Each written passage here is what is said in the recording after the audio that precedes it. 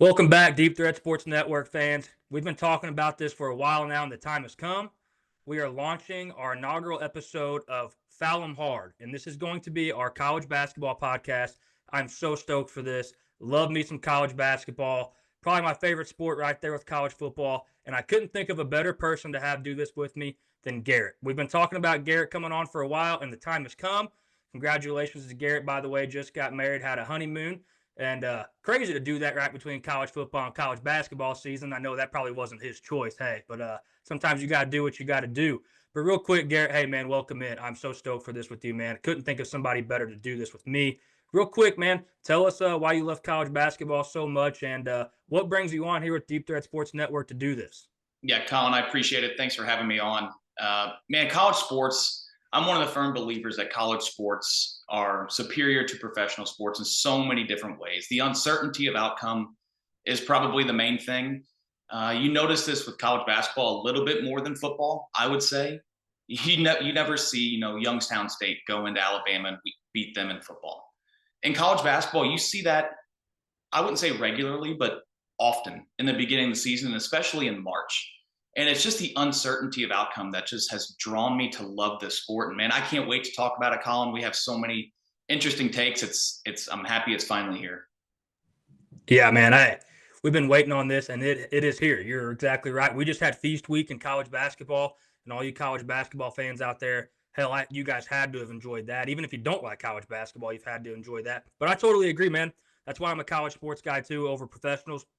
You are completely right. Hit the nail on the head with the uncertainty aspect of things. I mean, me being a Mizzou fan, I had to watch Norfolk State years back go in and take care of Mizzou in the first round of March, and that wasn't very cool. So I'm going to go ahead and move on from that take already. But for you guys on this episode, we're going to talk, kind of some biggest surprises, some headlines thus far throughout the season. We're still pretty early on, but there are some big key things to talk about. We're going to make our conference picks for you guys. We're going to shotgun from the hip our teams that we think can win the national championship and make a Final Four run. And then at the very end, we're going to go ahead and wrap it up with the highlight games coming for you this coming week.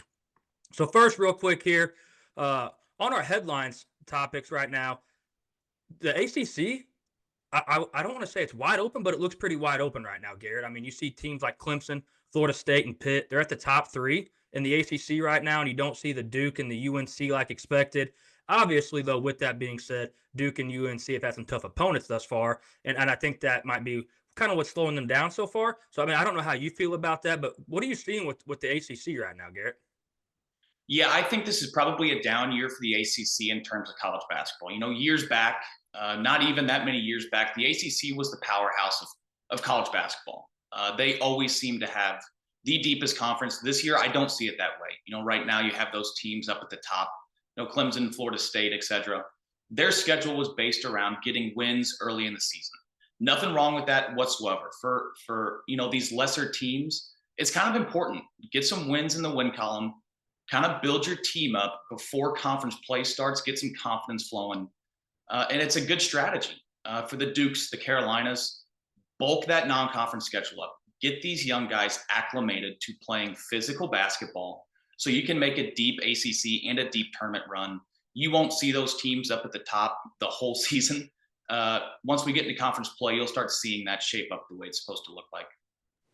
Yeah, man, I totally agree. Love that. Love that outlook on it too, because you see some of these teams that have some, I don't want to say, cakewalks because no college basketball game's a cakewalk, but like they have these lesser games. And then, yeah, man, they get punched right in the mouth come conference time or tournament time or however you want to look at that. And I totally agree with you. Another team that we have wrote down real quick is Houston being 4-3. I mean, that to me is pretty shocking so far. Obviously, a tough schedule with losses to Auburn, Bama, San Diego State. But I mean, when I watch this Houston team, they go as LJ Cryer goes, right? I mean, he's got 14.6 points per game right now, and they will go as far as he takes them. I think that's the way I look at this Houston team. Yeah, and I agree with you. I don't think it's time to hit the panic button on Houston. They brought back 4 of their 5 starters from last year. Yeah. Honestly, LJ Cryer has looked pretty darn good throughout the start of the season, but the rest of the guys really haven't clicked together. In my opinion, their defense is a little softer than it has been in years past. They're not forcing the turnovers we typically see. I think it's just an early bump in the road for Houston. They will be ready to go come conference time.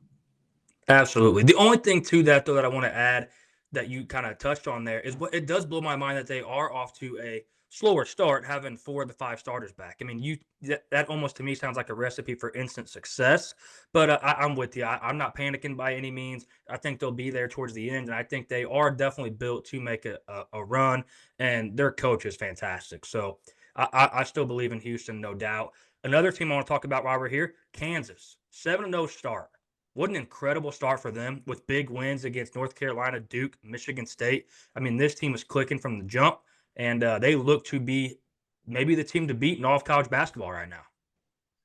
Yeah, I'm going to keep it pretty brief with Kansas for now because I will talk about them later in this podcast. But yeah, they look incredible.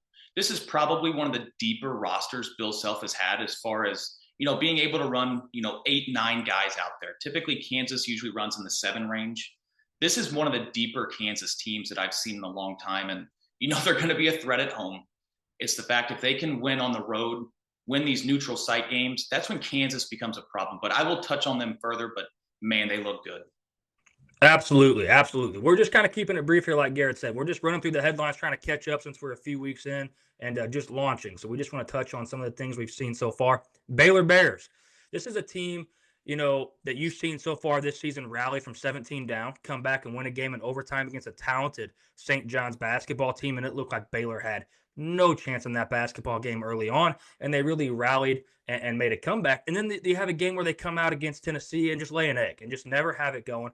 I know they have a lot of new pieces here, and it makes it tough. I do think Scott Drew's a fantastic coach, and I love what he's built. I love Norchad Omier. I love Jeremy Roach. Love Jaden Nunn. Love VJ Edgecombe. VJ Edgecombe, a very talented freshman, and right now he looks pretty raw. I think as the season gets deeper, I think he kind of finds his way in a little bit more, becomes more comfortable. And I think he could be that impact player to really launch Baylor into the next category of college basketball this season. And I'm a believer in Baylor. And like I said a second ago, I love Norchad Omier. I liked him on Miami. I thought that team went as he went. And every time I found Miami the last couple of years, every time Omier was in foul trouble, Miami just shit the bed. So, I mean, I think he is a true X factor for Baylor as well.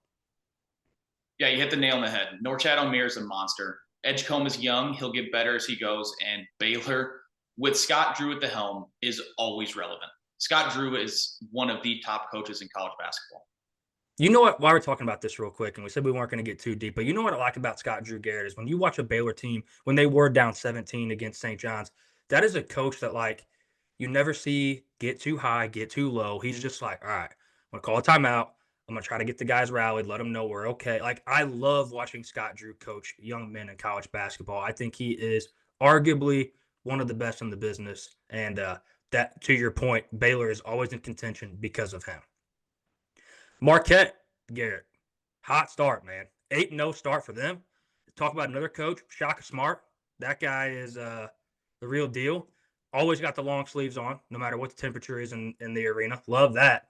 But a big 18-point win against Purdue, and one of our we just talked about this before we got on this episode.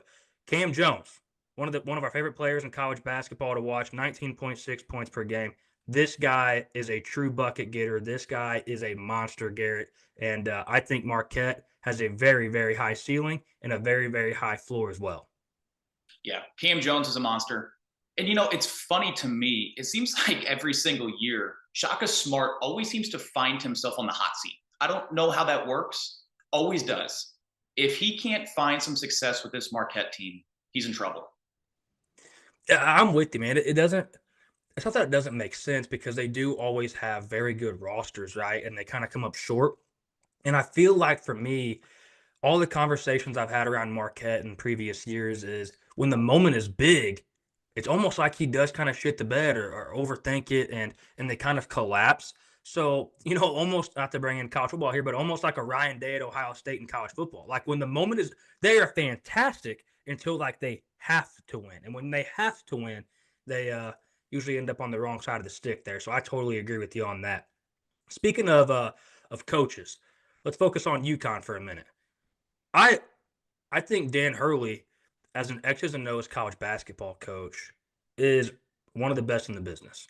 But I think watching Dan Hurley coach basketball and what we just saw at the Maui Invitational from him is almost a disgrace to UConn.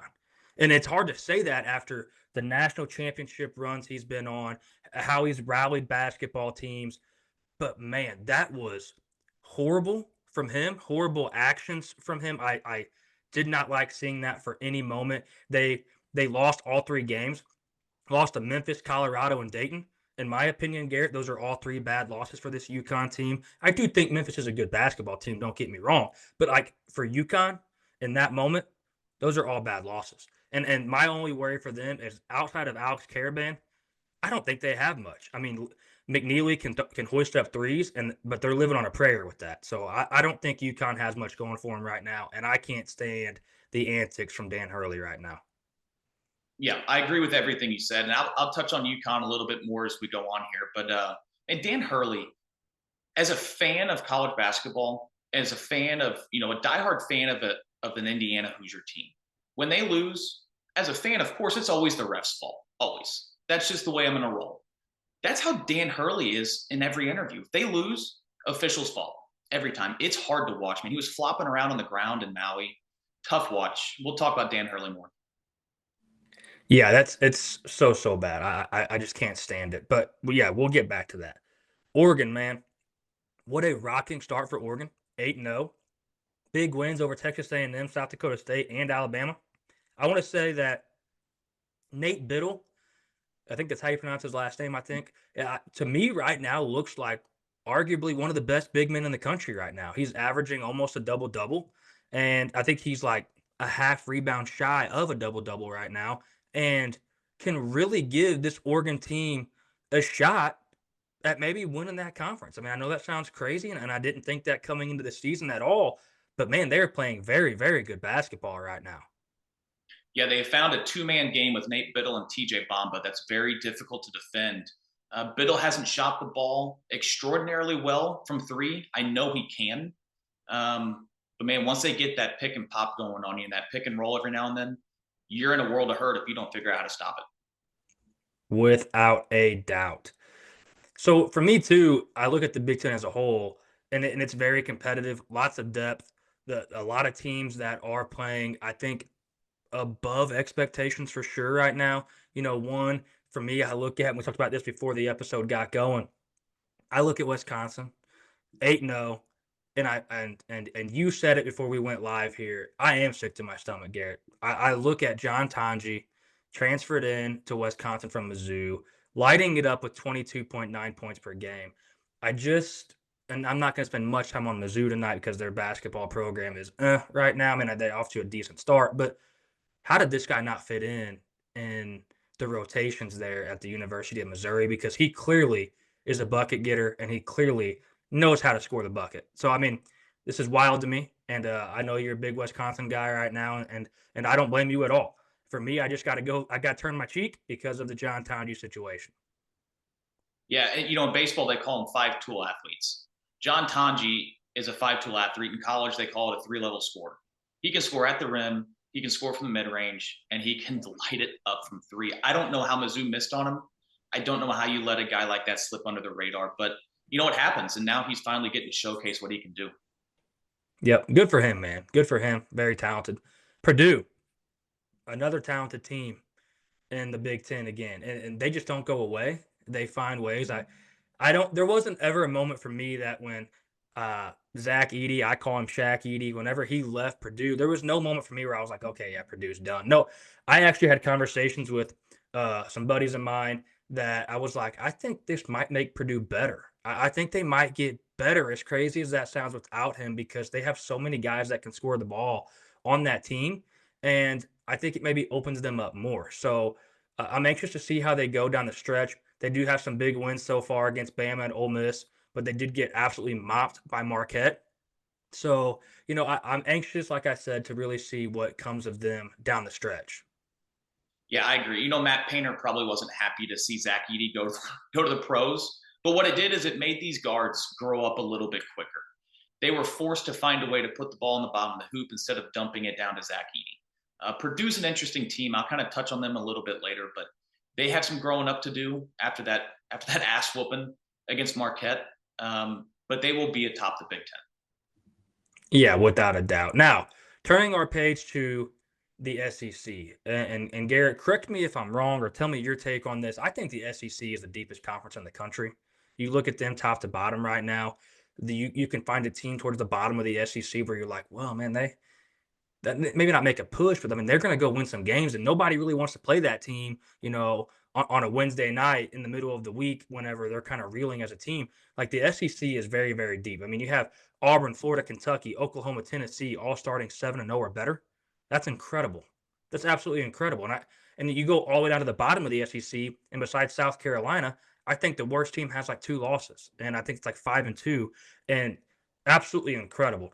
Auburn and Janai Broom to me are as good as it gets. And you put Bruce Pearl in that as the coach of that team, and they are electric. Janai Broom averaging a double double so far this season. And what's crazy to me is earlier on, I think probably 2 weeks ago now, you see reports of Auburn players getting in a fist fight on an airplane to a basketball game. Kind of wild. I actually, I'll be honest with you, I think that next game out, I bet against Auburn because I was like, oh well, they clearly got some issues going on. There's no way they go win a basketball game. Well, I was wrong. And Auburn overcoming adversity and an absolute incredible basketball team to me. Yeah, the SEC is going to be so much fun to watch this year. You have, correct me if I'm wrong, Colin. I think Tennessee opened the season as the number 7 team in the country. It Yeah, would not. I believe that's correct. It wouldn't surprise me if Tennessee finishes 5th in the SEC.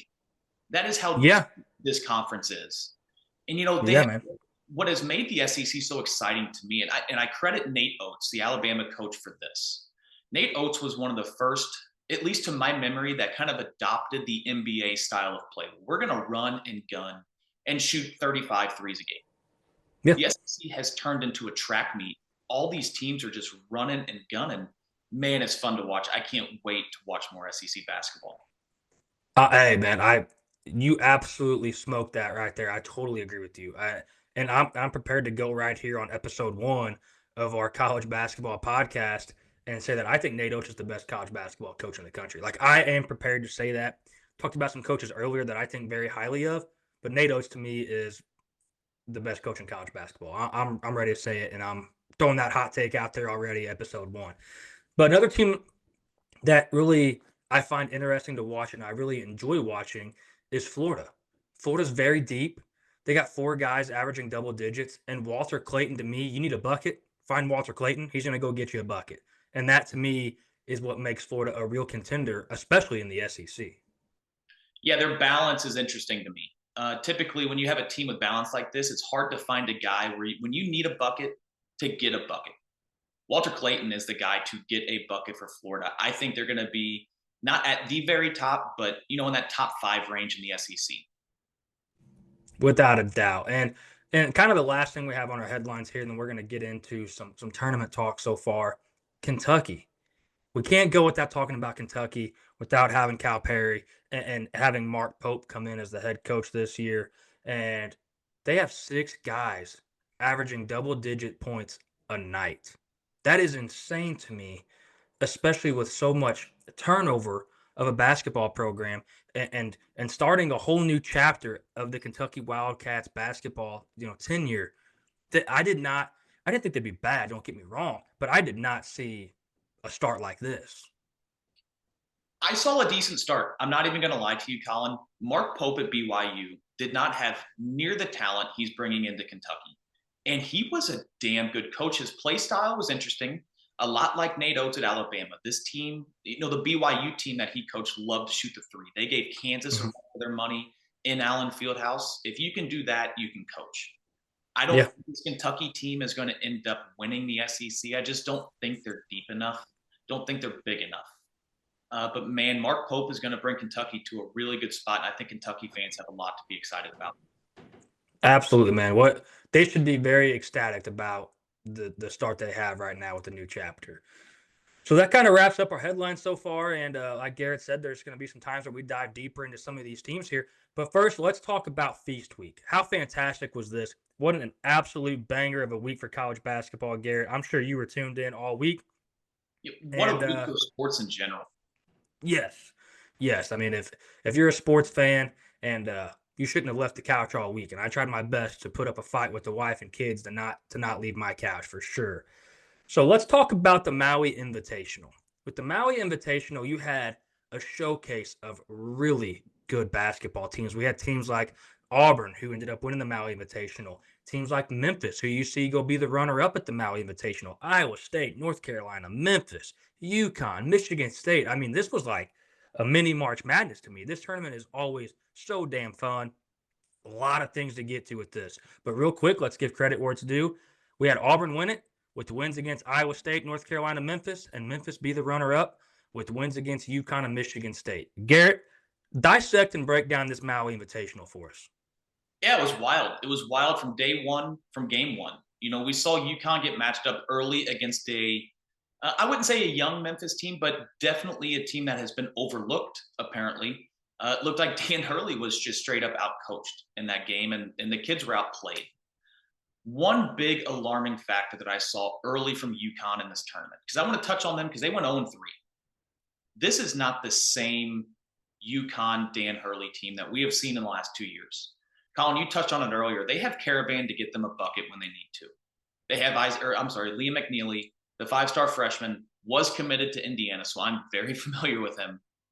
He's able to get a bucket. But this team is not near as athletic as they were 2 years ago. And that is kind of how Dan Hurley wants to run an offense. He's not used to, drawing up these types of plays where you're designed to shoot threes. Kind of away from UConn, let's focus on the winners. Auburn, credit where they're due. I think you're going to be seeing a lot of this out of the SEC this year. A lot of big wins, deep tournament runs. But the shock to me of the entire tournament was the run that Memphis put together. Not only beating UConn, but making it to the championship. I think they have a lot of good to look at. They brought in Hunter from Texas. He looks fantastic. I think the guards on this team are really going to push Memphis to a relatively deep tournament run. Memphis can do it, man.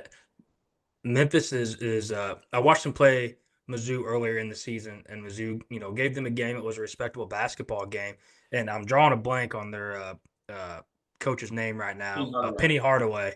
What a fantastic job by him. To your credit, to go up there to this Maui Invitational and match up against UConn game one. I mean, that's not the draw that anybody was looking for to start a tournament. And he went in there and just said, hey, man, piss on it. Nobody got us to win this game anyway. Just go out here and give it our best effort. And I think you're right, man. I think he outcoached them. You have Dan Hurley, like I talked about earlier, on the sidelines sitting there more worried about the officiating and what's going on with the officials than he is his own team, than what he is actually being a coach in that moment. And he gets so stuck on what is taking place and loses sight of what's really at hand right there. And then if I remember correctly, that was the game I think he had 2 technicals against him, right? Yep. And I don't care what he says in his post-game press conference or how he wants to break this down and dissect this.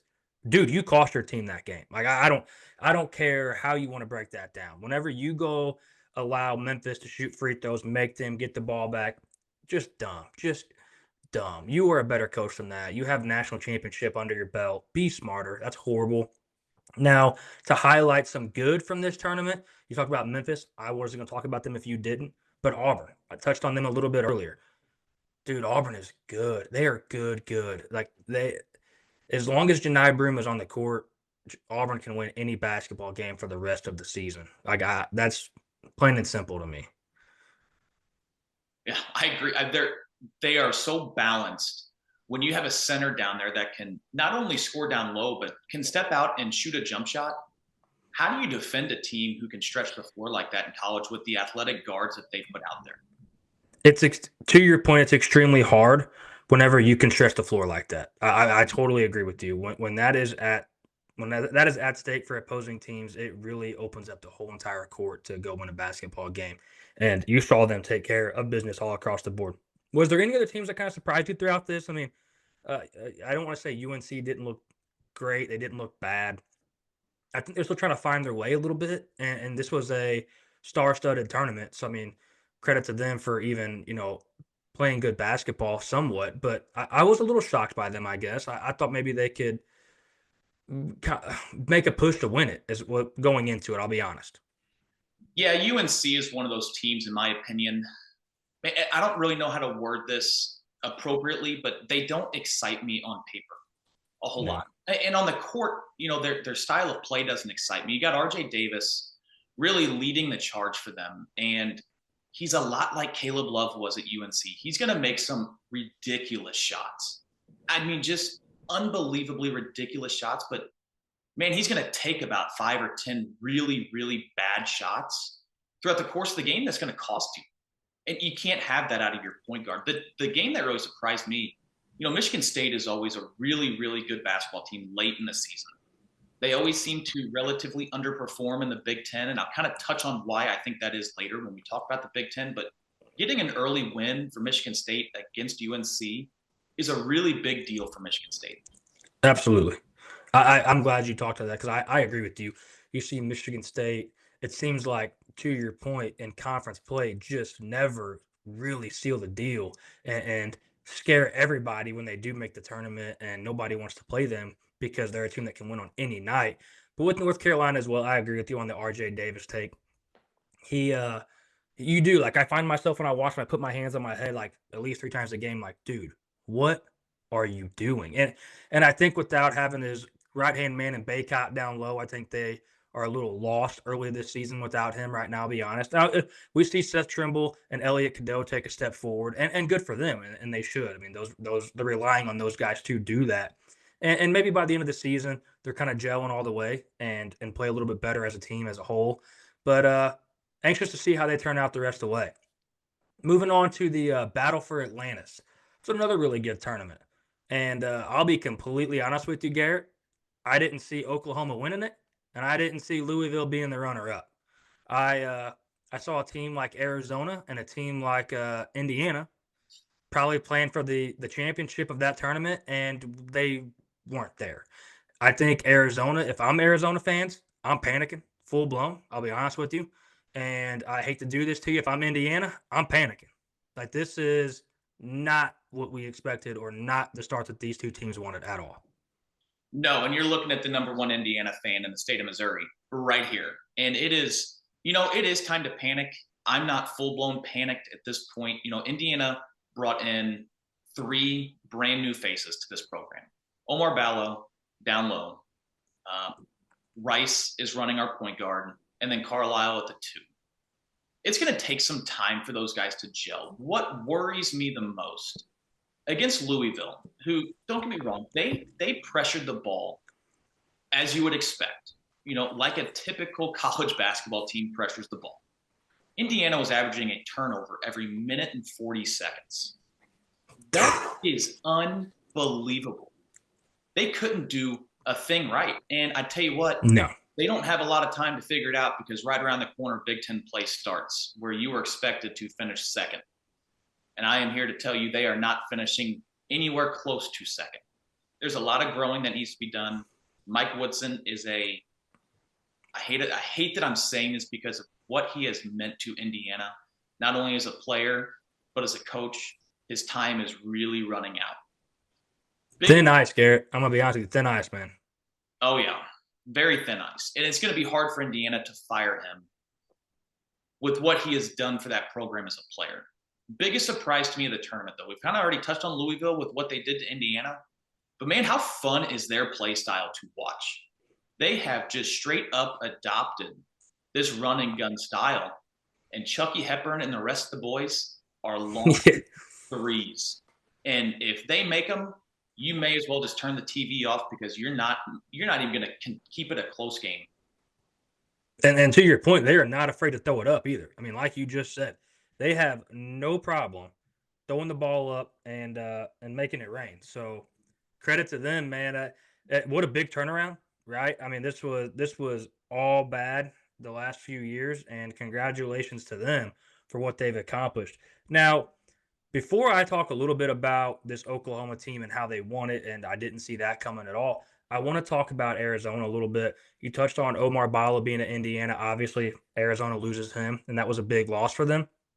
But Garrett, outside of Caleb Love, I don't think Arizona has a whole lot going for him, man. I really don't. And And like we talked about earlier, you touched on Caleb Love earlier, referencing RJ Davis. Dude, he is still the same old guy that just does some real ignorant, dumb shit. And sometimes it works and sometimes it doesn't. And I think outside of what was that 2022 North Carolina run with Caleb Love when he was throwing shit up and it was falling in on a comeback win. Outside of his March Madness run in 2022, I'm not impressed by this guy at all. No, and I hate to cut you off, but it's just crazy. He might be one of the only college basketball players that I've truthfully ever seen get progressively worse as he gets Yeah, older. yeah, it makes no sense, dude. I but with that being said, though, I feel like if you like to sports bet and you bet on college basketball, they are such a hard team to bet against. Only because in the back of my mind, I always tell myself if Caleb Love gets hot, they'll go out there and score 90 on somebody and beat the number one team in the country. That's a massive if, and I just full blown panic mode if I'm Arizona. Probably full blown panic mode over any other team in the country right now because of expectations. And I think their floor is at a rapid pace going the wrong direction. And I think their ceiling is following it. I think they're trending proportionally in the wrong direction. I mean, I don't know how else to say it. No, I completely agree with you. 100% agree. Now I let's talk a little bit. Go ahead. Go ahead. Sorry. Go I ahead. was going to say I do want to touch on Gonzaga. We haven't talked about Gonzaga in this field yet. I Okay. know Absolutely. they had an early loss to I believe they got knocked out of the championship bracket in the first round to Oklahoma, the eventual I winner. think so. Yep.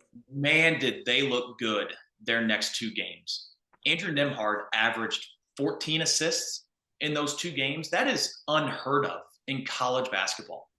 You know, Unbelievable. getting 5 assists in college basketball is a big deal. There's not this continuation rule that there is in the NBA with assists. That guy is the most steady point guard in college basketball. Gonzaga is the same Gonzaga. Buckle up in March. I had that wrote down too. Gonzaga just doesn't go away.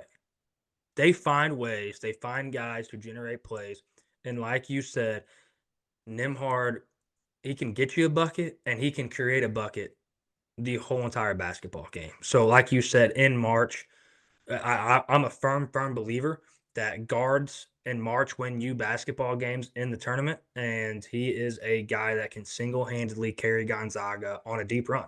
And I did not think coming into this season, I finally thought, and I have nothing against Gonzaga. I'm just tired of hearing their name. I thought they were a team where I was like, finally, like we're gonna kind of mail them off just a little. No, I was so wrong. Here they are, knocking on the door, and we're gonna do conference picks in a little bit. But spoiler alert, not even a spoiler. If you watch college basketball, you know this. They will, like I'm almost guaranteeing it. They will win the West Coast Conference. I mean, I don't know how to say it. There's no point to even bet on them. I mean, you'd probably have to bet $1,000 to win 100. Yeah, I don't know what the odds are, and I'm with you. I mean, St. Mary's is not going to beat them. It's not. It's not going to happen. So, hey, Gonzaga's here to stay. To talk a little bit about the battle for Atlantis winner, Oklahoma, because we need to touch on them a little bit. You know, Jalen Moore and Jeremiah Fears are really good basketball players, man. Really, really. I just pulled it up to make sure I get their stats right. I mean, 18.4 for Moore and 16.9 for Fears a game, and both averaging right around 50% or better from the field. Incredible, incredible. I mean, they like to me these guys are exceeding expectations. I don't know about you. Like I don't want to speak for both of us. I didn't think Oklahoma was going to be this good. Did you? I mean, did I miss something? I didn't think 7-0 start good was in Oklahoma's cards. No, I thought we'd be writing Oklahoma off this season fairly early, Yes. especially with the way the SEC looks. I mean, I didn't Yes. think Oklahoma would finish in the top 10 of the SEC, and here we are. Add another team to the list of SEC teams to watch out for. And they go into this tournament and reminder for all the people out there that listen to us. This is neutral sites. I mean, these aren't home games they just won. I mean, they beat Providence, Arizona, Louisville, and like they just went in and handled business at a neutral site where I didn't even look at Oklahoma in this tournament as anywhere near a contender. I thought they would finish towards the bottom of this tournament. I will be honest. Like I always call myself out when I'm wrong, and I was way wrong about this. Good for them. I uh I love to see it from Oklahoma. And to your point, the SEC just gets tougher. because a team like Oklahoma slides into contention when nobody thought they were going to. So good for them. Now, kind of the last big tournament, the last real big thing to touch on from Feast Week, the Players Era Festival Tournament. This was also another really, really good tournament, man. I didn't think Oregon would win it. Oregon wins it. Kind of thought Bama would win it. They ended up being the runner-up. You had teams like A&M, San Diego State, Houston, Rutgers. You had some really star-studded teams in this tournament. And like I said, Oregon wins it. Bama's the runner-up. Oregon beats A&M, SDSU, and Bama along the way. So good for Oregon. Another rocking start for Oregon, 8-0 to get things going for them. And what did you see in this tournament, Garrett? Yeah, I was incredibly amazed. Oregon would have been one of my last picks to come in and win this tournament. Yes. With the field that they had to go through, I would have had to lean with Bama. But what Oregon found was a two-man game. I already touched on it. A two-man game with Nate Biddle and TJ Bamba that was really, really hard for teams to figure out. The problem with Oregon in trying to defend that two-man game, Biddle can either step out, he can pick and pop, or he can pick and roll. Which one are you going to try to stop? And if you try to go under that screen, Bomba's knocking one down in your face. They have found a way to really find an effective strategy. They're going to need a couple more guys to step up if they want to make any kind of run. But man, what a really good showing out of Oregon in 3 straight days. Absolutely. And I'm with you, man. I kind of like the Oklahoma thing. I had Oregon towards the bottom of this tournament, Alabama right up there at the top. I had A&M and Houston right up there with them because, like we touched on so far throughout this episode, Alabama, A&M, and Houston are all very, very good basketball teams. And we talked earlier about Houston. I think Houston's got to find it a little bit still. And you said that same exact thing earlier. They will. But yeah, absolutely. The Biddle is the real deal. I enjoyed watching him play. Bamba, real deal. Enjoyed watching him play. I love the way this team is directed. And I think for me, when I watch them, they are the most like play together group I think I've seen so far in college basketball. Like they really lean into each other. There's nobody out there trying to be bigger than somebody else. Like they truly are the definition of a basketball team already, right now. And I enjoy the hell out of watching a team come together like that so early on. And that is a recipe for success down the stretch. Yeah, and if there's any NBA listeners out there, any NBA fans, compare this Oregon team to the Denver Nuggets. They don't have, Biddle is a lot like Jokic to me. Yeah. He's Yeah. going to wow you with his athleticism. He's not going to, dunk on your head. But what he's going to do is make the right play every time he touches the ball. And man, is that important for a center in college basketball. Yeah. And very smart basketball player, like you just said. And like he almost looks, I don't want to say effortless because he's obviously giving effort, but it's like effortless for him. It's just like he's smooth. He always looks to be one step ahead of what was coming at him. And that's why I said earlier, man, I think he's one of the best big men in the country right up there next to Janai Broome. And Broome just has more raw natural talent than Biddle. But I think Biddle is right there in contention with him at being one of the best players in the country. I mean, right now, especially early on. I love it. I love watching what he does. And like you said, he's not going to wow you with his athleticism, but he's just going to be there at the right spot. And I love that.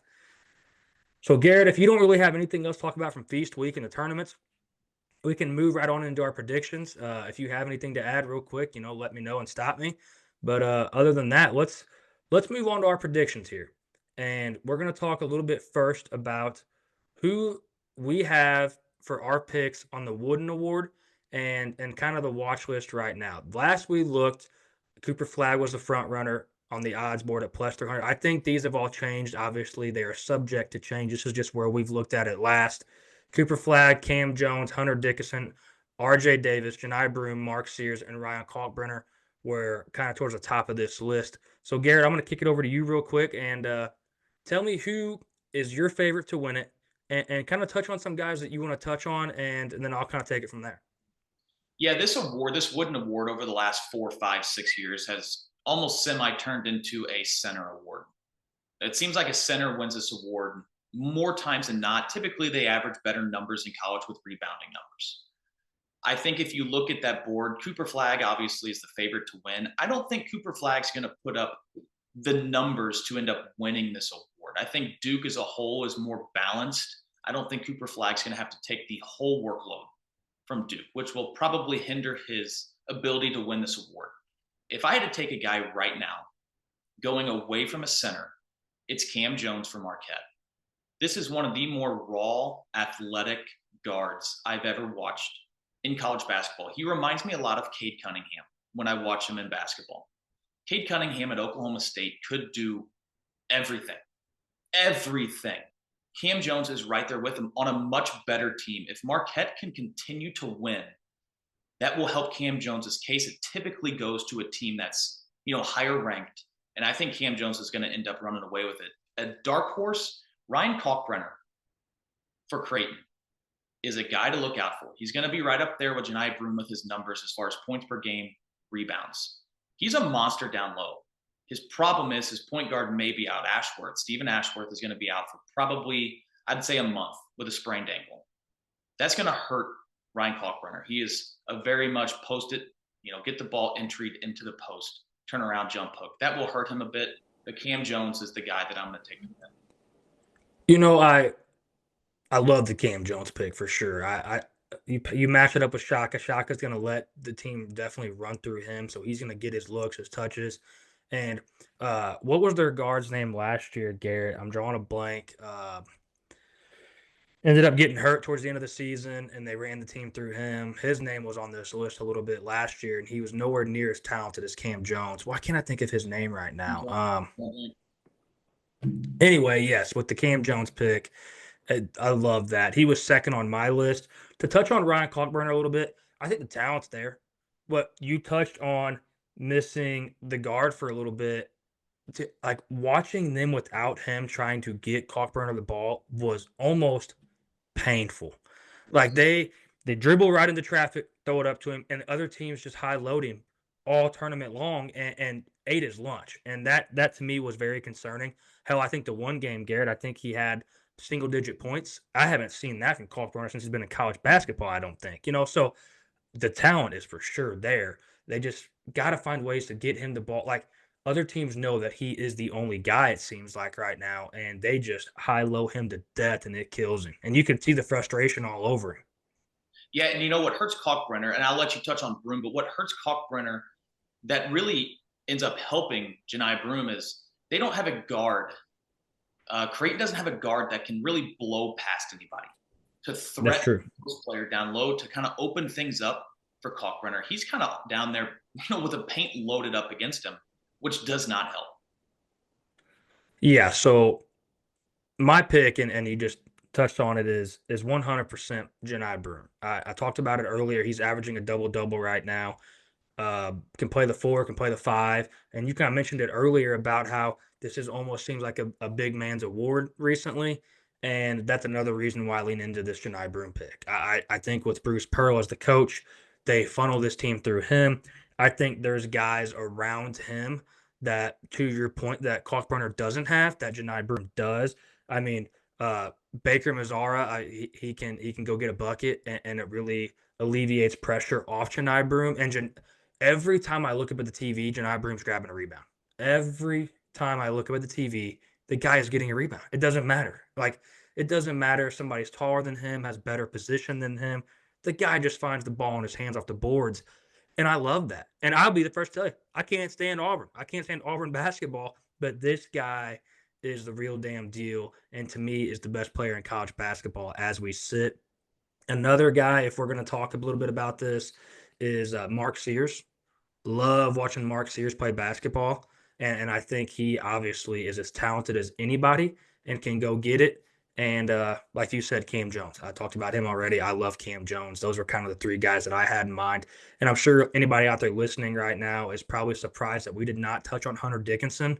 Obviously the guy can win it. I'm not going to sit here and say he can't. I mean, he is talented as hell. I just think the rest of the team around him a little bit, like, it's crazy to say this and help me make it make sense, but like the rest of the team around him does so much as well that I don't think his numbers will necessarily be there. Does that make sense? Like I think that they are so deep elsewhere that they don't really have to funnel it through him as much as some of these other guys. Yeah, I completely agree. And I was going to touch on kind of the Hunter Dickinson Kansas situation in a bit, so I'm not going to steal that whole thunder from there, but I don't even think Hunter Dickinson is the best player on the team. I'll leave it at Oh, okay. All right. I'm anxious to see this because I'm all in for that. For everybody out there that doesn't know, Garrett knows his shit. I love listening to Garrett's take, so I cannot wait to hear that and to bring some things to light for me as well. So, kind of wrapping up our Wooden Award, let's talk about our conference winners, and this might be where we get to hear Garrett get into the Hunter Dickinson and Kansas conversation a little bit. But first, we're going to start with the ACC, and I'm going to let Garrett dive into this more. So I'm just going to throw mine out there. Obviously, I think Duke wins the ACC. Not to be so chalky, I want to take Clemson on a hunch a little bit here. I think Clemson has two guys that give them a chance to make an ACC run, and Chase Hunter and Ian Shiflin. I think I'm pronouncing that name correctly. I always butcher that, but those guys are very damn good at basketball. Really give their team a chance to win every single night. You have Ian Shiflin. I mean, this guy's averaging a double double as well. Chase Hunter can go get you a bucket. If a team's on a run, leave the ball in his hands, let him go coast to coast and go get one. So I like what Clemson's shown me. Off to a rocking start, 7-1, I believe. So I like what they've shown me, and I think that they do have a chance. But obviously, Garrett, I'm going to take Duke. Yeah, Duke is the boring pick, and Duke is probably the right pick. They are just so deep. And gosh darn, John Shire has done, I don't care what anybody says. He's no Coach K, but he has done such a good job in coaching these kids, getting them better year by year. Now, obviously, some of these kids are freshmen, but man, Duke just looks to improve as the season goes on. And that's really all you want to see as a head coach is your team get better. And John Shire has proven he can do that in a short time at Duke. Not to be so boring, if you're not going to roll with Duke, and this may be recency bias, but Louisville just impressed me so much in the battle for Atlantis. Their play style intrigues me. I think if they can get hot for a month, and stay hot, they're going to sweep the board. And sometimes sweeping the board for just a month is enough to kind of get you over that hump if you're playing the right team. So I'm going to take Duke, obviously, to win, but I think the dark horse for me is going to be Louisville. And with that Louisville pick, man, I don't hate that at all because in college basketball, when you see teams get momentum and start to believe in themselves a little bit with more confidence from the 3 point line, you touched on this earlier. If the threes are falling for Louisville, it is an absolute track meet, and you find yourself falling behind against them at a rapid pace. And I mean, you saw Indiana do that. I like every time Louisville was pulling up, it was going in.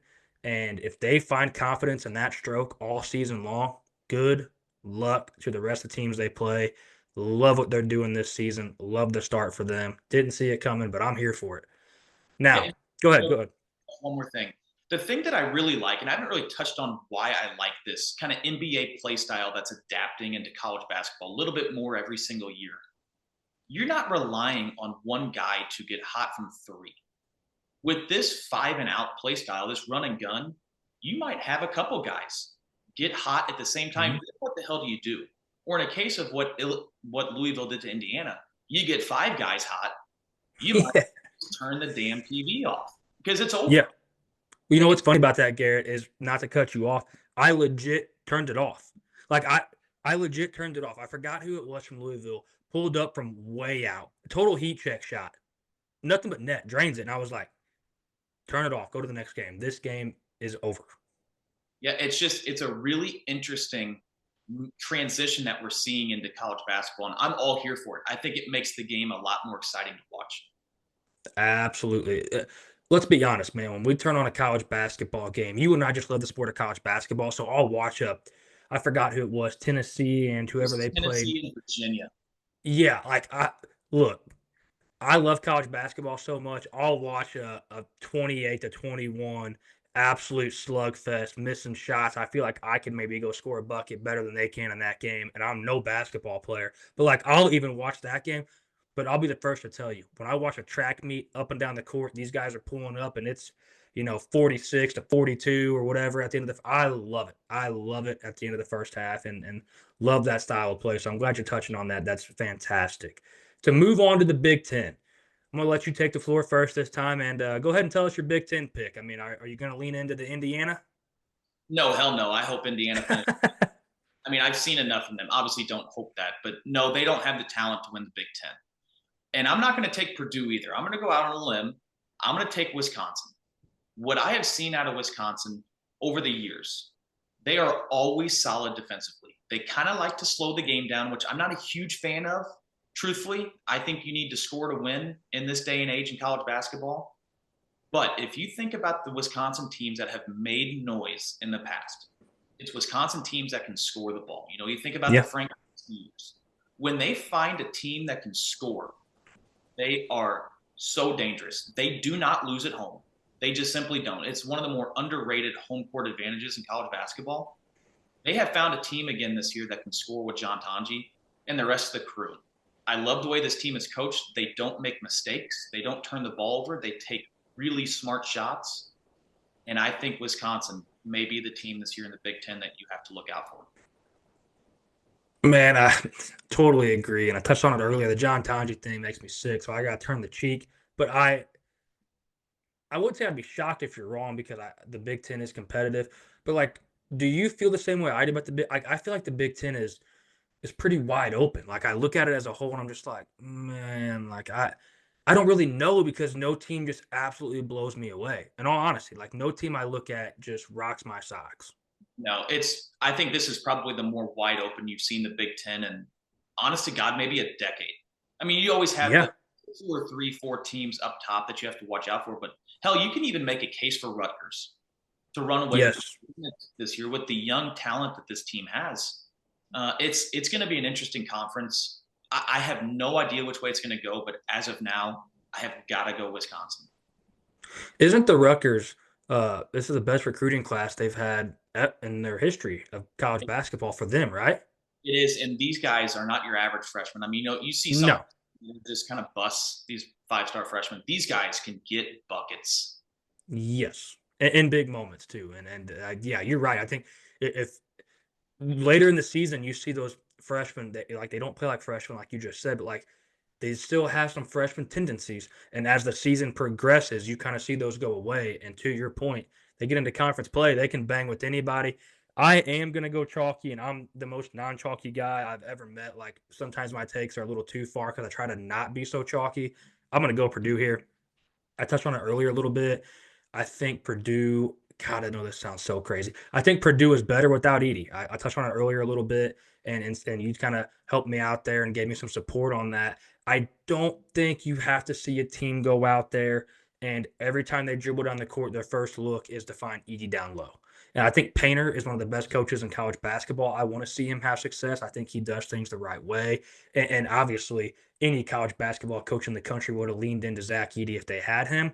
But I think for me now, I think they're better without him. I mean, TKR, Fletcher Lawyer, and Braden Smith, like those guys can go score the basketball, man, at any point in time. And they got to grow and watch like they got to grow under an umbrella a little bit. There wasn't so much pressure on them because they did have Edie. You saw 2 years ago those freshman guards go into and Lawyer and Smith. They were freshmen at the time, I believe, and they go into the tournament with the highest of high expectations to lead a charge to win the national championship and completely do the opposite of that.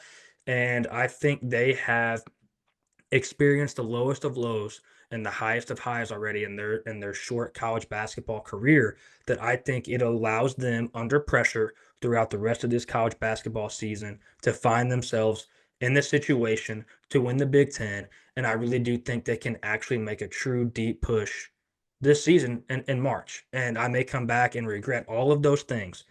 But I feel like right now, I think they can do it just based off experience. I love that from them, and I'm a big believer in experience, and I like that. So I'm going with Purdue, and like I touched on a second ago, the Big Ten is wide open, and I think that helps them. Yeah, God, Colin, I hope you're wrong so bad because Oh, me too, I me too. in Purdue as an Indiana fan, but I will say this: the Big Ten. I think the Big Ten has some catching up to do in college basketball. The Big Ten is still much. It's still so much of a we're gonna beat you to the ground with our post play, and we're gonna play it slow, and we're gonna. It's just God. They are so far behind in what these teams are doing. You know, in the SEC and the Big 12 and the ACC and even the Big East now. You kind of see this, and that's why the Big Ten doesn't have March Madness success. I'm convinced of it. The one team in the Big Ten that over time continues to have March Madness success is Tom Izzo and Michigan State, and it's because they Yeah, adopt the Big Ten style of play. They're always Yeah. with guards, a big guy who can typically stretch the floor. But when it comes to Big Ten play, they kind of get bullied around a little bit, and they don't care. You're seeing that a little bit out of the Purdue Boilermakers this year. They don't have that Yeah. big. They are kind of loaded with guards. So it's an interesting take. Yeah, and I'm glad you brought up Michigan State. I mean, we almost left the Big Ten without talking about Michigan State, and I'm glad you brought them up. I think another team that can have some success, and not to really dive into the Big Ten even more, but another team I think that could have some success is Ohio State. I really do, and I'm not going to dive into that any further. Just want to throw that out there a little bit because the Big Ten is so wide open. So moving on to the Big 12, Garrett, go ahead and take it again, and tell me who you like in the Big 12. Yeah, I'm going to go chalk with this one. You took the Big Ten chalk. I'll take the Big 12 chalk. I'm going to take Kansas for a few reasons. One, I already touched on their depth this year that typically you don't see a Kansas team have. If you give Bill Self a little bit of depth, that's a big issue because you're not foul trouble away from beating Kansas. They have guys they can bring off the bench. Two, Yeah. I mentioned earlier, I don't think Hunter Dickinson is the best player on Kansas. I think Dwan Harris and KJ Adams are far now. Maybe they're not better. Maybe I should have worded that different. They may not be better, but they are far more important to this basketball team than Hunter Dickinson. Heck, you watch Kansas arguably look better against Duke without Hunter Dickinson after he got ejected.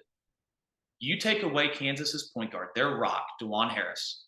This team is completely different, 100% different. And you take away their slasher and KJ Adams, Mr. Do It All. They're different. You take away their post player and Hunter Dickinson, they're not that different. They're really not. So Hey. I got to lean with Kansas. You don't beat them at home. So you might as well just chalk up however many home games 12, 13, 14 home games. There's 13 wins. You don't beat them at home. So I got to roll chalk. Give me Kansas.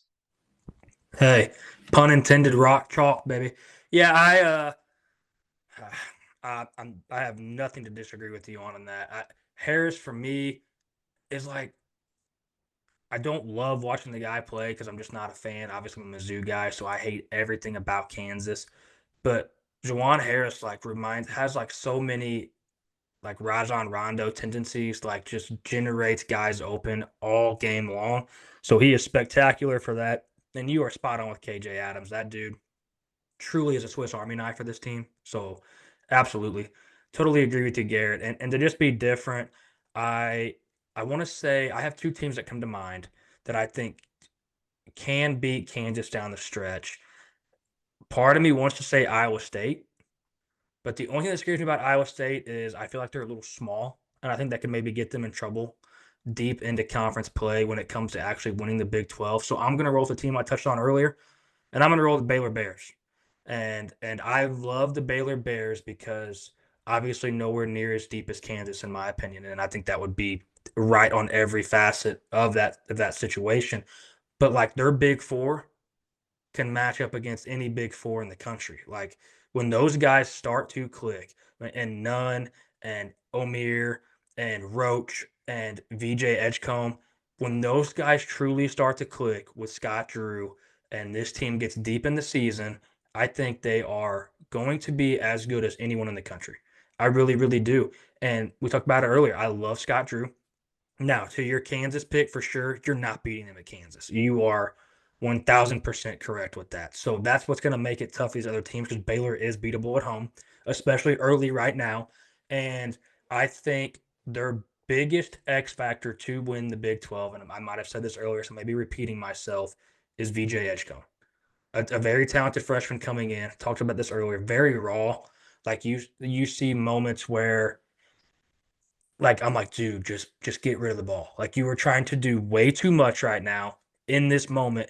You have other players around you that in this moment of your career are better basketball players than you right now. I know you're coming out of high school and you have been the best player on the court, and that may hold true in some situations.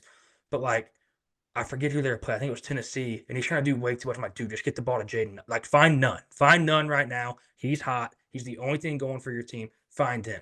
Once all of those things come into place, and once this team fully gels, I'm gonna roll with the Baylor Bears just because I can't pick Kansas. I'm gonna be honest. Like it is Kansas for me as well, but because you picked them and I can't, I'm going Baylor Bears. This Baylor team is built for such a deep March run. They are so guard heavy. And you touched on it earlier. One of the first times I've heard somebody finally say this, it takes guards to win in March. You don't have guards, Yes. you're not going to win. And they are loaded with guards. Yes, and not that this matters because it's obviously is not going to win you college basketball games, but dude, VJ Edgecombe can absolutely jump out of the gym. That dude can dunk on anybody in the country. He is probably one of the more athletic freshmen I've seen come into college basketball in a long time. If he can put it together, just like you said, if he can put it together, you may as well just Yep. write this shit for the Big 12 and college basketball because Baylor's going to be tough to beat. Yes, and he's got a long ways to go, but it's a long college basketball season, so I think he can find his way. So let's move into the SEC here, Garrett, and go ahead and roll with what you got here in the SEC, brother. I don't even know where to start with the SEC. I know my pick. I'm going to have to go with the Tide. There's a few reasons. One, I love the experience they brought back with Mark Sears and Grant Nelson. I think those two alone can win them games. One of the more under talked about moves that Alabama made this year was bringing in Cliff Amore from Rutgers. Cliff Amore down low in the center position added that toughness that Alabama really didn't have last year. They didn't have a guy that was going to be scrappy in the Yeah, paint, shots, you're exactly right with that. really tough rebounds when the game is on the line. They finally brought in a dude that kind of adds that element to Alabama. And not to mention, Mark Sears can get you a bucket at any point in time from any spot on the court. He reminds me a lot of Jalen Brunson. A lot. He is just so crafty with the ball, is really good at getting to his spots. And if you run a pick and roll or a pick and pop with Grant Nelson, they are so hard to stop because then you have Amore down at the block throwing a lob. I think this offense is probably next to Auburn, probably the most complete in the SEC. But at the end of the day, I'm going to put my eggs in a basket with Nate Oates to win the SEC. Yep. Yep. And I completely agree with everything you said. I loved how you talked about. I had so many conversations last year about what you just talked about in Alabama's physicality last year. They were a team like when you would watch them, and this is obviously super easy to say about most teams, but when things were going well, they were going great. But when the going got just a little bit tough, I was like so quick to jump to okay, Alabama's not winning this basketball game because like they were a team that you would literally watch the life get sucked right out of them. They would start hanging their heads, and dude, it was a nosedive. It was a lawn dart immediately every time that happened. And everything you just said is why I agree with you that Alabama wins the SEC, and Nate Oates is the best coach in the country. Talked about that earlier, in my opinion. So I agree with you. Two teams to just look at without them is Auburn. I've been riding them this whole entire show. Janai Broom and Bruce Pearl, the reasons for that. And another team that I think, if I looked up and saw them leading the SEC late in the season, it wouldn't surprise me is Florida. And I, I, I think Clayton is one of the best guards in the country. And when the going gets tough, lean into him. And Walter Clayton will do good things for your basketball team. I'm drawing a blank on their coach's name, Golden, right? Uh, what's his Yeah. name? It's golden something. It's new. Um, I, what he has shown me as a coach, though, to take this team from some struggles 2 years ago to really get them going in a good direction. I'm a believer in this Florida basketball team, man. I think they're a tough place to play when they're at home as well, and I like what they do. And they had what that Alex Condon. He's a big player for them. He ended up getting hurt last year late, I believe, and it kind of derailed them a little bit. And I think he does a lot of really good things for this team as well. He can grab some boards down low, and that helps this team. But obviously, totally with you. Alabama through and through. And I think it's Alabama Auburn fight to the end. But I think there is 7, 8 teams that could actually do it. I just think those two are much better than the rest. and I'm not Now, leaving, move. Go I'm ahead. not leaving the SEC without at least bringing up Kentucky. Okay. Yeah, absolutely. And they're then deservedly. We've already hit on them a little bit with the job Mark Pope has done to start the season. Pulling out a big win at Duke. Otherwise, their schedule hasn't been extraordinarily tough. But I really think this Kentucky team is athletic enough and can do enough as far as shooting the basketball. And I believe in Mark Pope. I think he'll have them in a position to win most games. I just don't think he's going to be experienced enough to take down Nate Oates or Bruce Pearl late in a game when he really needs to. But it's at least worth mentioning. I think Kentucky will probably finish in that top four range. I'm glad you brought them up because without Calipari, it was getting so toxic for Kentucky the last like 3, 4 years. It was very, very toxic. It was every time you turned on a college show or read an article, somehow Kentucky and Calipari would come up and how it was a failed marriage at this point, and like the inevitable just kept getting like postponed for the longest time. And what I think it was a breath of fresh air for this Kentucky Wildcats team. And I agree with you, man. Pope was a fantastic hire. They are deep, and yeah, it wouldn't surprise me if they were there either. To be honest with you, I guess while we're here, do you have any faith and any confidence in Calipari at Arkansas at all? I have faith and I have belief in the players on Arkansas. I mean, they are athletic as all get up. But I think Calipari is just proving to you that he is a hell of a recruiter. He can bring anyone into Arkansas he wants. I think not only with the NIL money they can provide, but I think Calipari is just very inviting to go play for with what he says in the room. But I just think he's proving he doesn't really have what it takes X's and O's wise to win ball games. I mean, they just got beat by an Illinois team who, in my opinion, isn't even half as good as Arkansas is. At least their players are. Yeah. No, you're exactly right. You're exactly right. And I guess the reason I asked for myself because I placed a long shot Arkansas bet that they make the Final Four. It was very, very juicy, and something about it enticed me because of that roster. But you're right, man. The more I watch him, him as in Calipari in big moments, like this new style of basketball for him is just not it, and it shows. No, it's really upsetting too. You know, I watched a lot of that Illinois Arkansas game, and Boogie Fland, the point guard for Arkansas, is quite possibly the fastest player I've ever seen on a basketball court. He is De'Aaron Fox. Yes, yes, he is. Calipari's got to find a way to get him to put the ball in the hoop, though. I mean, he's not drawing any plays for Boogie Fland to get open. I understand he's a point guard, but there's still sets you can run to get him in space to get a bucket, and Calipari can't seem to find a way to do it. And I'm sorry, but it's kind of been like that most of his career if he doesn't have the best players in the country playing for him. Yep. No, you're exactly right, man. I say it every time I watch Arkansas, like to myself, like I put a little boogie in it, man. Just get like literally just let him go. Take the leash off and let that guy eat. And yeah, I agree with you. Totally agree. Now let's talk about the boring one, uh, the West Coast Conference. I'm just gonna let you take this, and I'm gonna move on because I have nothing really to add. You're gonna smash it all. It's Gonzaga by far and away, and you take it from here, Garrett. Gonzaga next. It is. I mean, it's Gonzaga. They probably, truthfully, St. Mary's is having a down year this year from what I've seen. It's not the same St. Mary's of old, which is really the only test Gonzaga ever had in their conference. I think they probably sweep the board. It would surprise me if they had a game finish inside single digits. They are that good. When I watched them against, Yeah, I mean, Indiana actually didn't play that poorly. They couldn't stop anything, but I think most of that had to do with the efficiency of Gonzaga's offense. I think they just absolutely run the tables. I don't think a game is close. no, and I'm gonna hold true to my guns. Moving on, the Big East. I'm gonna go ahead and just go first here because I don't think that you're gonna pick this team. I'm gonna go with St. John's, Hmm. and why I want to take St. John's is Kadari Richmond is my favorite player in college basketball. I'm love everything that guy does. I think he is very talented in all aspects of the game. I think he's a great leader.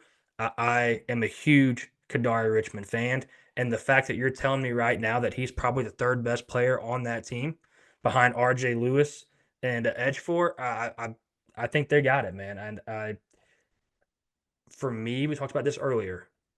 I want to say Marquette, right? But Shaka Smart doesn't have it when the moment is there.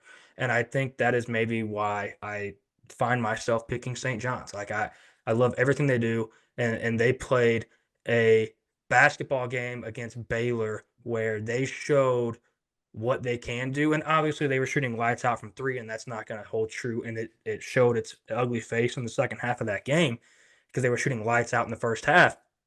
But they showed that when they can get it going and when they can ramp it up and when they can get hot, they are as deadly as any team in the country. So I had Baylor earlier in the Big 12, and I just had St. John's in the Big East because I watched those two teams battle it out, and I think that was one of the most high level competitive games that we might see, for a majority of this season. So I'm St. John's, and that's it for me. I think Marquette obviously is probably the favorite here, though.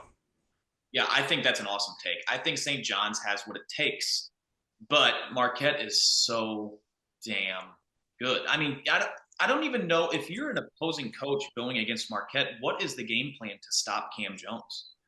I don't think there is one. There's not one. I think he's that dominant that he's going to get a bucket. It doesn't really matter what you do, and he is so good with the ball. If you really want to send two, three, whatever you want to send at him, he's going to find a way to make the right play, and his role players are good enough to help him out. This is a make or break it year for Shaka Smart. Yes, it is. I'm sick of the expectations that he had at Texas, now at Marquette. It's time for him to go, and he's going to handle business in the Big East. I think the Big East is probably one of the more underrated conferences this year in college basketball. I love watching the Big East, man, and also too, why I lean into St. John's is I would give and tell me if you think otherwise. Truly, like let's say it's St. John's, Marquette, and they're battling for the Big East right now, and it's tomorrow night, dude. I want to lean into Rick Pitino more than I want to lean into Shaka. Oh, I 100% agree. I think Rick Pitino hasn't missed a beat in his ability to coach. No, He is so good. But man, I tend to lean with the better player than the better yeah, coach at times. If it's an Alabama Auburn situation, I'm going to lean with the coach because I think their rosters are very similar. They don't have, yeah. they don't have a Cam Jones type player to take a game over like Marquette does. It's so rare in college basketball to see a guy this dominant, and I think he will save Shaka Smart. Oh, dude, and that's totally fair. I mean, you had him as your Wooden Award pick, and he was my second. So I mean, yeah, he is all that in a bag of chips. So the Marquette winning the Big East does not surprise me. But I totally agree with you. The Big East is some of the most fun college basketball to watch night in and night out. Love watching Big East college basketball. Now the next conference, and this will be the last conference that we're not gonna go over all of them, but we're gonna go over just the main hitters, is the Mountain West. So Garrett, tell me what you got in the Mountain West. Yeah, kind of an underlooked conference. Honestly, I don't look a lot in the Mountain West, but I do know I like Nevada. And I don't know if I like their players as much as I like their coach, Steve Alford. Indiana legend. I wish Indiana would have found a way to hire him because he's a really, really good X's and O's basketball coach. He always has his guys ready to go, always guard heavy. And at the end of the day, I don't watch a ton of the Mountain West. I know Boise is probably the favorite to win that league. They brought back the most players, but I think Nevada's going to have the guard play to end up taking it. Well, with that being said, talking about guards, I'm going San Diego State because they are a team that rolls like four guards out there and plays like one big, and like they rotate some bigs, and sometimes they'll put two bigs in. Like there's guards all over the court, and when I watch them play, they're buzzing around, they're flying around if the shots are falling. They are for sure as good as anybody in the Mountain West, in my opinion. So I'm going to take San Diego State. It's a kind of a familiar face, I feel like, in the Mountain West, and I even on the years where you don't have San Diego State, like you still find San Diego State at the top of the Mountain West. So, and this is one where it's not a chalk pick because I don't think they're like even in the top three favorites for the Mountain West. But like for me, it almost feels chalky because I always feel like the Mountain West is San Diego State's to lose. So, and you talked about it earlier. I'll be honest with you guys. I don't dive into Mountain West college basketball. I really don't. It's But difficult. It's difficult. Their games don't start until about 11 o'clock. and that right there is exactly why I don't dive into Mountain West college basketball. But I think from what I have seen in San Diego State, I think they have played some very tough opponents already. They played in what color? They played in the Players Era Festival, I think, is what they were in, and matched up against an Oregon team that is very good so far. And San Diego State, to me, I don't think I don't think they look that bad. I mean, I think they got beat by like 10, but like they held their own. And if they can hold their own against an Oregon team that has Biddle and Bomba, like you were talking about earlier, who can pop, lock, and drop it all over the damn basketball court, like I think San Diego State can hang with the Mountain West teams. So that's why I'm leaning into San Diego State. Yeah, and San Diego State's Achilles heel, it seems every single year. They're always a pest defensively. That's just kind of their MO. Yes. If they can score Yes. basketball, then they're gonna win they're gonna win the Mountain West easily if they can score it. Because defensively they're gonna be there. Yep. Hey, that is for me why I am going with them, to be honest with you. But now, Garrett, let's do our favorite part. Let's do what everybody wants to hear when they listen to a podcast or a show, no matter what sport it relates to. Who Give me four teams that you truly think can win the national championship, and give me your favorite to win. And for everybody out there, Garrett and I did not pregame our national championship prediction. If you look at all of our notes right now, we don't have anybody wrote down, neither one of us. So we are firing from the hip because we both were so undecided on this. This is what everybody wants to hear, so we're going to give it to you. Let's make it fun. You give one, I'll give one. You give. Let's just go back and forth here, and then we'll pick our number one team for both of us at the very end. So go ahead and give me one of your final four right now. You want to make it more fun? We can't choose the same teams. Oh, I love it. Let's go. Okay. Absolutely. I'm gonna roll with the Tide. Man, okay. All right, all right. They were definitely gonna be on my four. So let's make it real fun. I'm gonna go with Auburn. That was gonna be my next one. All right. Okay. SEC looks nice. I'm gonna stick with my guard theme. I'm gonna stay guard heavy. I'm gonna go Marquette. Okay. Um, how are we at this point, and how do we not have Kansas or Duke down? God, I want to make this fun. You know what? Give me Baylor. I'm gonna stick to my guns here. Give me Baylor. I think they find it, and I think they can really do it. I don't want to keep taking these big schools. I'm gonna take one more big one, and then I'm gonna find a dark horse. I have to go Okay. with Duke just because of Cooper Flag. Okay, then I'll get this out of the way. I'll go Kansas. Okay. My dark horse, if I had to choose any dark horse, oh man, probably have to go difficult. Give me Indiana. I'm just fucking. No, realistically, though, Wisconsin. Wow. Wow. Okay. And God, I don't hate that. John Tanji. Okay. I'm stuck between two, especially if we're gonna go a dark horse route here. That's not a big school, and I'm gonna tell you who my two are that I'm stuck between. And I'll let you be my deciding factor between these two to make it where it is very competitive. And I'm gonna write these down just to see how we shape up at the end, especially because we couldn't pick the same one. So we're gonna have 8 different teams here, and let's just hope we get two of them right. I, I'm I'm between Gonzaga and St. John's, and because I really do think St. Talk about it earlier, I really do think St. John's can do it. It's gonna take a lot. Don't get me wrong, but I think if they find themselves in the right region and have a couple of the right matchups, we're going to look up and be like, holy shit, St. John's is in the Elite Eight. Like, I really think that can happen. And we talked about it earlier. Rick Pitino hasn't missed a step. Rick Pitino looks as good as ever. And I think this is the most talented team he's had in quite some time. I really do. So that is why I lean into them. But also, I lean into Gonzaga with Nimhard and the guard play down the stretch. Like, I think the smarter pick here for me is probably Gonzaga. All right, then go St. John's. Make it interesting. All right, St. John's it is. I love it. Okay. I do want to bring up though. We just listed 8 Final Four teams that we think could make it. UConn never made the list, and I don't think that's coincidence. That's not something. At least it wasn't something that I forgot about. I just don't think they have what it takes this year, roster wise, to win it. And Dan Hurley, not to put this, in a harsh way, I think Dan Hurley's a bitch. I can't stand the way he acts on the sidelines. Can't stand the way he acts in the media.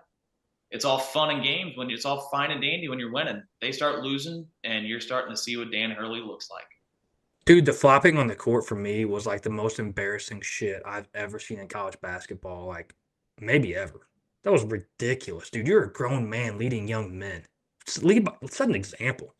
And you know what? He'll probably make us both look stupid. Honest to God, if you want to I'm buy, sure. if you want to buy in on UConn, this is the best time to take them to win a natty after three straight With losses and looking like shit in Maui. Without a doubt. Real quick, I'm writing these down so we have them to move forward. You had Alabama, Duke, Wisconsin, and who? Marquette. Marquette. Okay. And I had Kansas, Baylor, Auburn, St. John's. Yep. All right. Now, out of this, I'm going to pick my winner and you're going to pick yours. So, out of your four, who do you have winning the national title?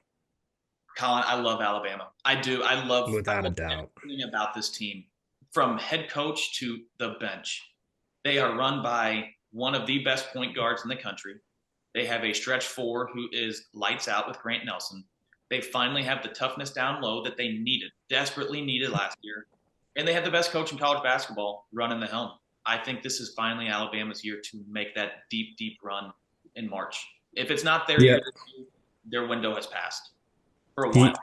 He, Without a doubt. Yeah. And I think if this is not their year, this is a real hot take. This is not their year. I think maybe you see Nate Oates just move on to the NBA or something because this is as good as it gets for them. I totally agree.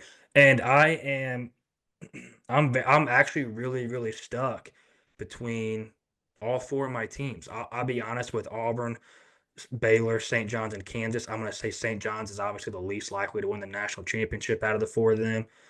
But I could make a case right now for Kansas, Baylor, and Auburn, all three, to win a national championship. I kind of from the flip of what you said earlier about Kansas, I don't think for me, Jawan Harris can necessarily lead them to a national championship. I don't. I think he is everything you want in a guard throughout the whole entire season. But I think if like Kansas is down to late in the national championship game, I have less confidence in him than I would Jeremy Roach and Jaden Nunn. So I'm gonna be honest with you, man.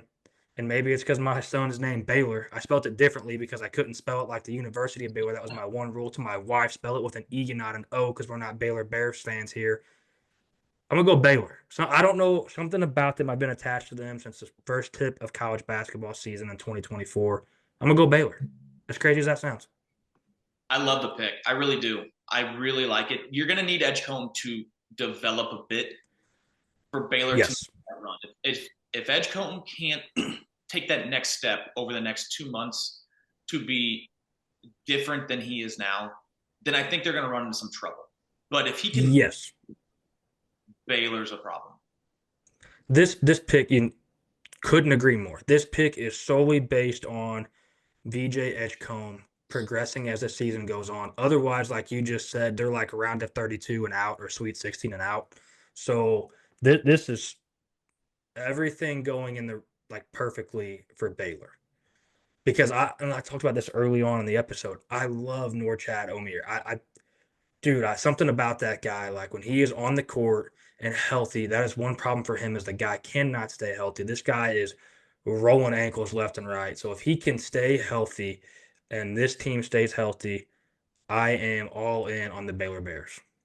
You know, you think about Norchad Omier back at his time with Miami. You can argue that he solely drugged them to the national championship. He was now obviously their guards Yes. were incredibly good, but they knocked my Hoosiers out in the Sweet 16. And good God, I think he had 21, 22 rebounds against Trace Yes, he Jackson. did. Was a monster. And that was a really fun matchup. I mean, but to your point, dude, they are that 20, I think it was 2022, the 2022 Miami team, like Isaiah Wong, Isaiah dude. Wong was Yeah, incredible. that Nigel Pack, Wooga Pop, yeah, that team was fantastic. But yes, he put that team on his. I talked about earlier when he would get in foul trouble and he would go out, game was over. Miami was toast. So And you yeah, know, if Colin, I don't know if you know this. I think Norchad he runs the center for Baylor, correct? He doesn't run the four. yes, I think correct. Chad Omier is only like 6'9", Yeah, he's a small five. but God, he is so damn good down there. He is the engine that really makes Baylor go, but Edgecombe has to progress. So you just talked about something with Norchad on those Miami teams, and that is why I like Baylor with him because very, very similar play style, very, very similar team, very, very similar offense to what he had when he was at Miami. He has guards all around him that can score, and Roach none, and VJ Edgecombe. I think Edgecombe plays a three. So a very similar team to what he had back then, where he can work down low in the post, find guys out there around the perimeter that can shoot the ball and get it done. Yes, the X factor for them we've said many times this episode is VJ Edgecombe though. So absolutely. And I love your Alabama pick. I would pick Alabama too, but like we made it fun and can't pick the same teams. So yes, if I'm going and putting chips somewhere, it's on Alabama Crimson Tide and Nate Oates for sure. So that will wrap up our predictions segment. And we're going to end every episode every week with just kind of what we have that's exciting on the upcoming slate for the coming week. And down we have 4 games. We'll work through these real quick, and we're just going to make a pick. Obviously, with basketball, you don't know the spreads till like the morning of, which does kind of suck. But we're going to make our picks in these games. So the first game we're going to lead off with is Auburn at Duke, Wednesday, December 4th at 8:15 on ESPN. Garrett, who you got? I'm going Duke. I really am. The deciding factor is not anything to do with players, coaches. It's arena. Yep. Going into Cameron and getting a win is very, very, very difficult. I think in order for Duke to pull this off, though, I'll keep it pretty brief. Con Knipple has to start playing a little bit better. I mean, 4 for 15 game lines are just not going to cut it for this Nope. kid. He has got to start playing a little bit better. But at the end of the day, I think Duke at home will handle business. Well, I'll just make it fun. I'll take Auburn. I mean, I've made it very clear this episode that I love Auburn. I think watching Cooper Flagg and Janai Broome work down low is going to be fun. Tons of fun. I think what this comes down to is who makes more shots on the outside. And just to make it fun, I'll take Auburn, but I'm totally with you, man. Lean into home court. Anytime you're betting college basketball, definitely lean into home court. I'm not saying always take that. That's not always the case, obviously, but that is a major factor, especially at these big time places to play. The next game we have on the docket, Baylor at UConn. Wednesday, December 4th, 5:30 on FS1. How is this game on FS1? Blows my mind. But man, this game right here, Garrett, is gonna make me this is gonna make like am I willing to eat my own words here? Like we just talked a lot of shit on Dan Hurley, talked a lot of shit on this UConn team, really hyped up Baylor. Which way are you gonna go here?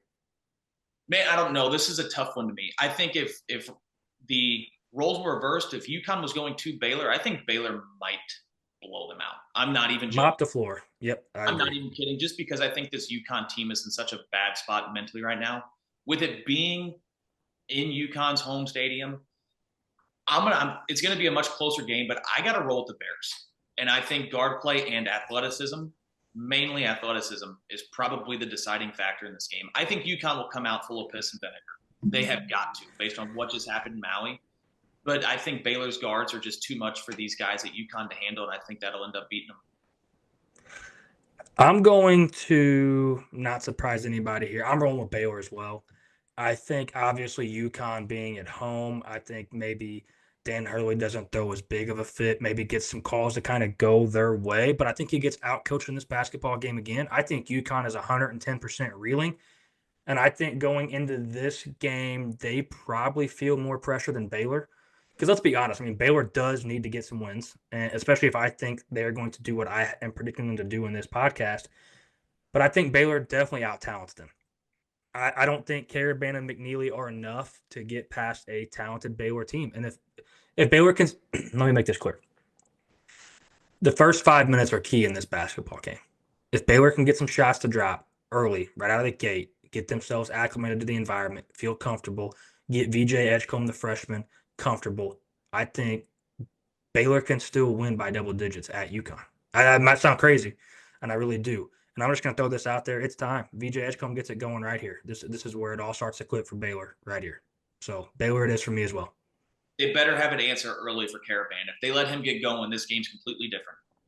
Yes, get the fans, quiet the fans as much as possible, as early as possible. See some shots go in, and they can make this game their bitch. The next game we have on the docket is Alabama at North Carolina. Another banger. This is Wednesday, December 4th. Wednesday is just absolutely Wednesday's fun. loaded. 6:15 on ESPN. Who you got? I have just talked and talked and talked about how much I like Alabama. I think Carolina wins this one at home, unfortunately. And it's going to take the three guards, all three of them. You need to see Cadeau, Trimble, and Davis finally look a little bit like Carolina guards, get their head out of their ass and play a little basketball if they want any chance to win this game. I'm rolling with the home court, though. I really think testing Alabama on the road this early in the season, they have not had a true road game. Correct me if I'm wrong, Colin. Most of these big matchups for Bama have been neutral site. Yep, that is correct. You get these guys on their first true road test, and it's a whole different world, man. I think Carolina needs this win really, really bad. I think they'll come out and make some jump shots. I think these guards combined for about 15 threes. I really do. I think the three of them, one of them will get hot. I think to your point, I think for them to win this game, Garrett, I think they're going to damn near need 15 threes. They will. They I, will. I'm going to roll Alabama. Not just to go opposite of you on this because we both just took Baylor in the last game. What's crazy is I have taken all road opponents, and I just said in the first game that we were talking about to lean into the home court. And I always find myself doing this, but dude, Alabama's the better team. Mark Sears, Grant Nelson, Phelan. Love watching Phelan play basketball. Like, I don't know. Give me Bama, man. I don't want to dive too much into this. Like what you said is true too, though. Like North Carolina's guards have to get going. Alabama really seems to already be going. North Carolina has to get going, and I don't know if this is like their quote unquote get right game against Alabama. Like that is a very hard team to have some pressure against, to feel like you need to get a win and feel like you need to protect home court. Give me Alabama, dude. Give me another road team. Give me Nate Oates all day long.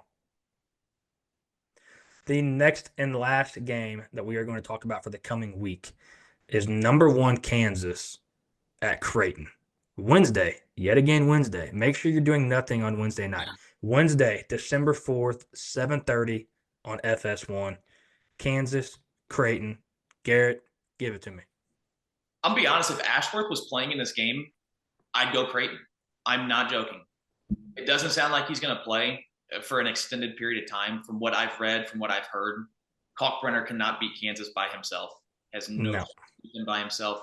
I think Kansas mops the floor. I think it gets pretty ugly unless they can get Dickinson in some foul trouble, get him knocked out of the game, and get KJ Adams in foul trouble.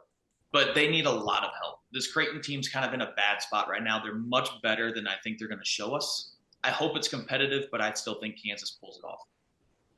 If Creighton is in this game, it's because of one thing that you just said, and it's Dickinson's in foul trouble.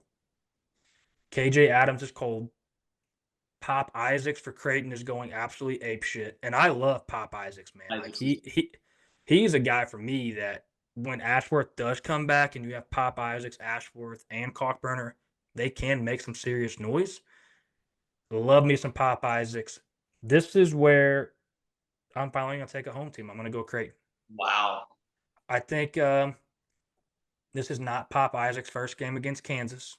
Correct me if I'm wrong, but I think he came from Texas Tech. I think he's familiar with this Kansas basketball team because Kansas has a lot of familiar faces.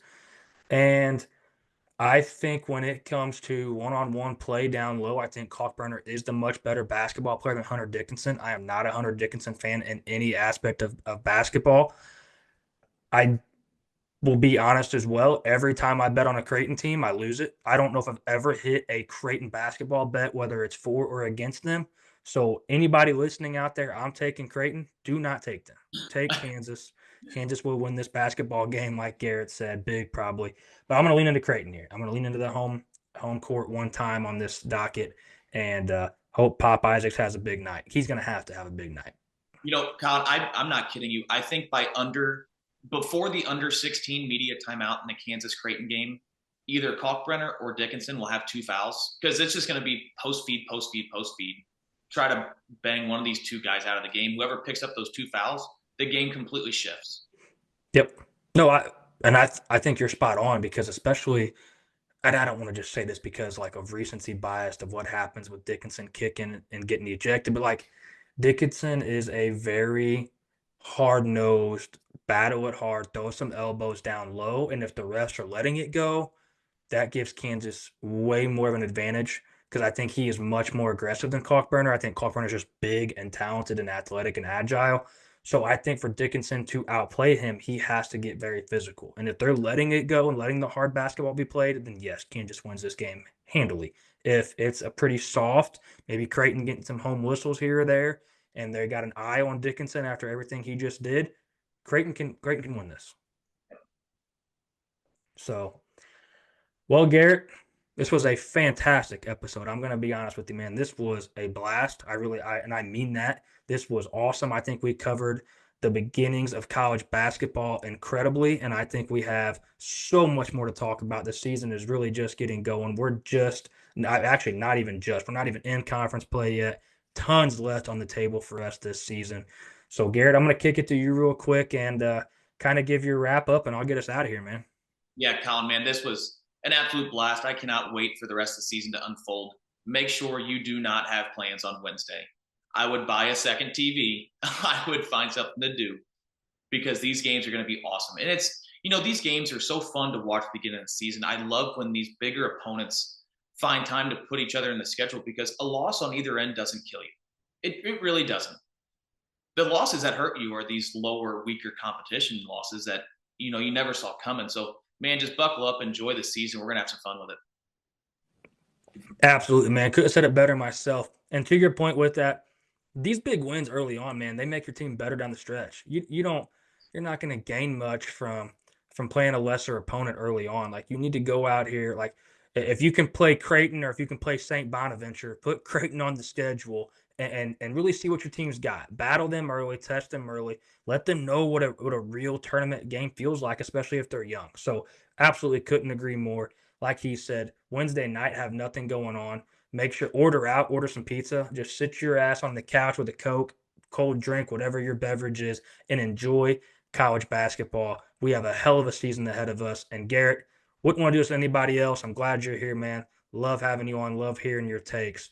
But hey, everybody, make sure you follow us on X at DT_sports_, Facebook, Deep Threat Sports Network, Instagram, Deep Threat Sports with a Z, TikTok, Deep Threat Sports Network, Spotify, Deep Threat Sports, and YouTube, Deep Threat Sports. Hey, once again, this is Foul 'em Hard with Deep Threat Sports Network. That's Garrett. I'm Collin. We'll be here all season for you. Try to get at you once a week. Until next time, Garrett. Peace. See you, buddy.